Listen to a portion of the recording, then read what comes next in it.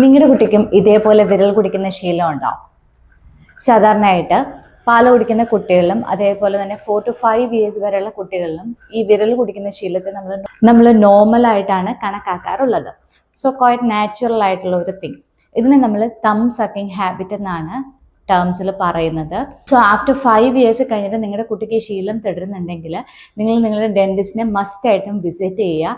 Then നമുക്ക് വീട്ടിൽ ചെയ്യാൻ പറ്റുന്ന കുറച്ച് കാര്യങ്ങൾ കൊണ്ട് ഈ ശീലത്തിനെ നമുക്ക് മാറ്റിയെടുക്കാനായിട്ട് സാധിക്കും.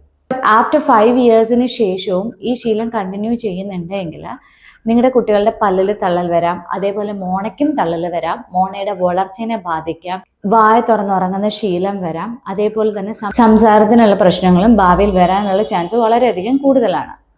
സോ നിങ്ങളുടെ കുട്ടിക്ക് 5 വയസ്സിന് ശേഷം ഈ ശീലം കണ്ടിന്യൂ ചെയ്യുന്നുണ്ട് എങ്കിൽ നിങ്ങൾ ഉറപ്പായിട്ടും നിങ്ങളുടെ ഡെന്റിസ്റ്റിനെ വിസിറ്റ് ചെയ്തതിന് ശേഷം ഇതിന് വേണ്ട ട്രീറ്റ്മെൻറ്റ് ഉടനടി എടുക്കേണ്ടതാണ്.